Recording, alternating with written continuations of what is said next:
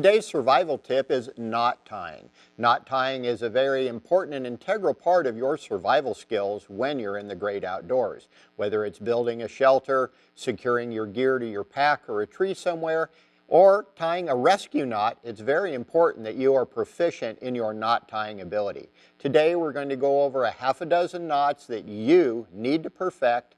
It'll just take you a matter of minutes and you'll be a pro. Let's get started. Our first knot is called the Clove Hitch or the Miller's knot. A very simple knot. If you think of it as more of a constrictor knot, much like that big python from the Amazon wrapping around you and getting ready to squeeze you to death, is a pretty good analysis of the Clove Hitch. Very simple, easy knot to tie. Our next knot that we see is a half hitch. A half hitch is used primarily for securing a line around a tree quickly and easily. Very simple knot for most people to do. The next knot is our coveted square knot. A lot of confusion here between a square knot and a granny knot. We're going to show you the correct way to tie a square knot. Our next knot is what we call a rescue knot or a real important survival knot, the Bowline. We may be rescuing somebody who's fallen down a ravine or in a cave, and we can drop a line down to them. They will use the Bowline to secure the line around their waist for, hopefully, easy extraction. Our last knot is called a sheet bend, S-H-E-E-T, and it's an important knot anytime that we need to join two ropes together to make a longer overall length. Suppose someone has fallen down a 65-foot well casing and we only have a 50-foot rope, but somebody else brought a 20-foot rope to the rescue. We can now properly join those two ropes and pull the person from the well. So let's take a minute now and we'll go over and show you how to properly tie each of these knots. Again, our first knot is the Clove Hitch. Take your line, hold it with your finger or your thumb. We're going to wrap it around and much like the constrictor snake, come over the top of the rope, loosen it up, tuck the tail back through, and then tighten it down. The tighter that we pull on these two ends of the rope, the tighter this constrictor type knot secures itself to whatever we're tying. Whether we're using it as a basic knot to begin lashing for a pole frame for a shelter, or just to secure a bag that we've filled with grain and need to haul somewhere, hence the word Miller's knot comes into play. Very simple and easy to do. Let's do it one more time for review.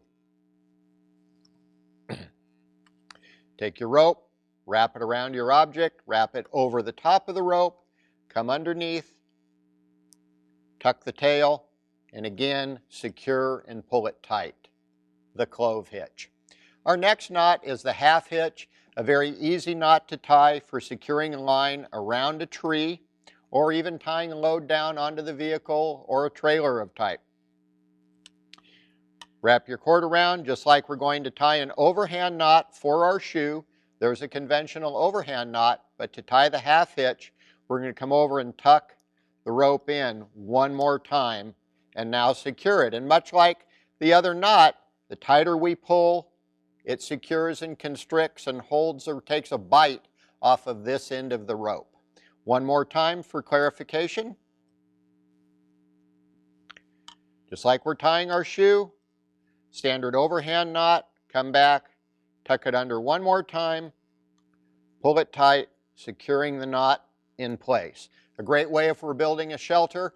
When you watch our shelter demonstration, you'll see us use this knot initially when tying off to a tree. Our next knot is the square knot. And probably from your high school or grade school days, you had a lot of people laughing and teasing about a square knot versus a granny knot.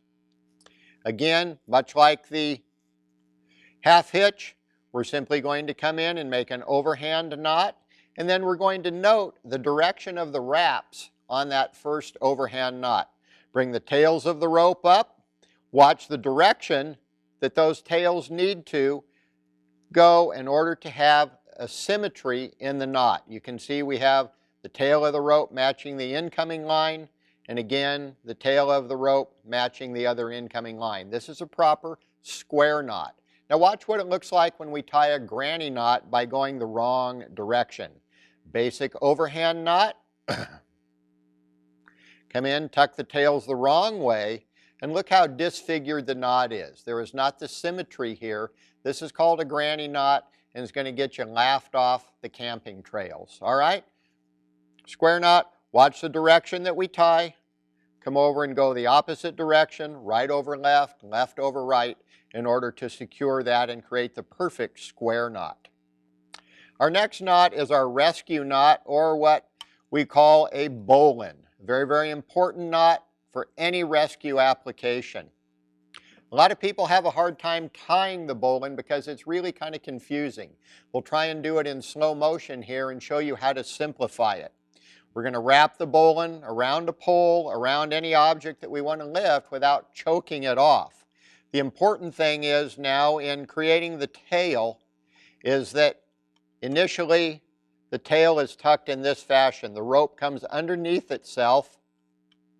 We take the tail end, and remember this little rhyme, the rabbit comes out of its hole, goes around the tree, and then back in the hole, creating the bowline. As we tighten it up and pull this rope down, it chokes itself off with a non-slip knot. So if you've fallen down a cave or down the side of the mountain and somebody lowers you the rope, you'll tie this type of knot around your waist to be safely and securely rescued.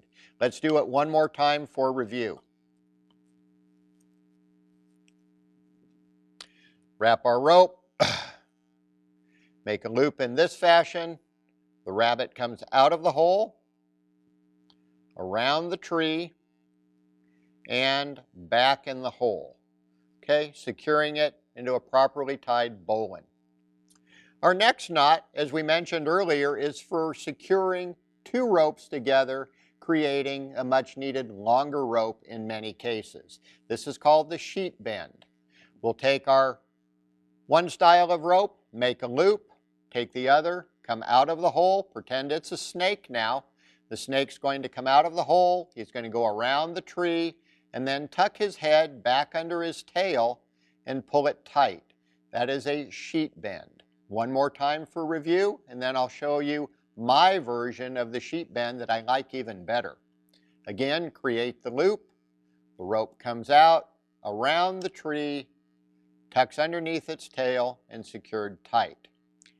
I like the double sheet bend, especially in a survival or rescue situation where someone's life may be on the line. And we're going to do basically a double wrap, or what's called a double sheet bend.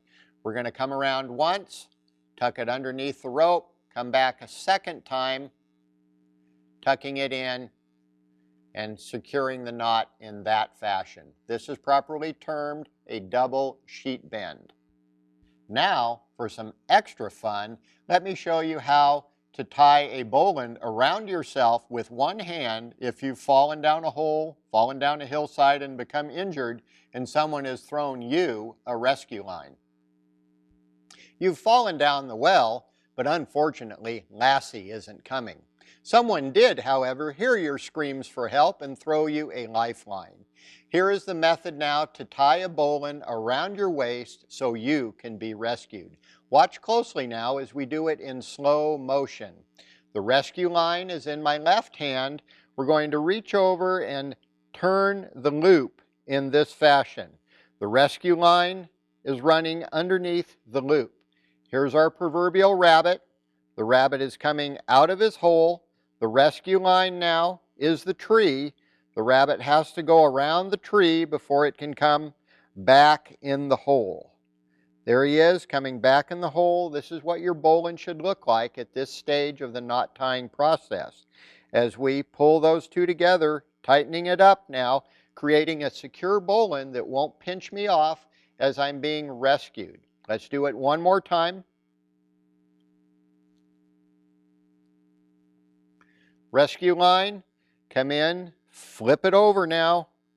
The rescue line is underneath. The rabbit comes out of his hole, goes around the tree, and back in the hole. Again, close up of the knot. Cinch the two together. Again, a foolproof bowline knot for rescue.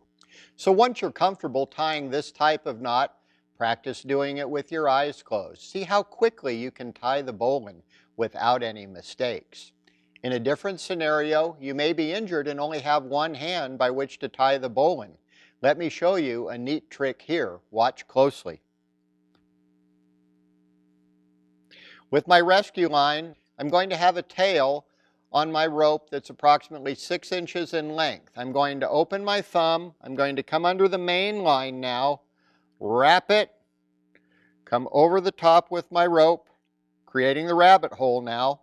My fist is in the rabbit hole. The rabbit has come out of it. He's come around the tree, and I'm now pulling the rope back in to this position, and watch the shape of the knot as we pull it tight, again creating the bowline. Let's do it one more time. Rescue line, 6 inches of tail, open your thumb, come underneath the rope, make a loop in this fashion. The rabbit comes over the top and around the tree.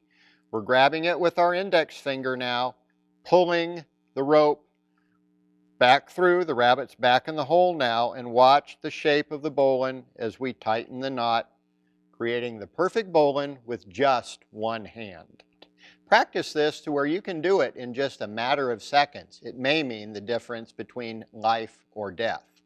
Head to the hardware store, buy yourself a short piece of braided line, and practice the different knots that we've shown you today, becoming proficient in each and every one of them.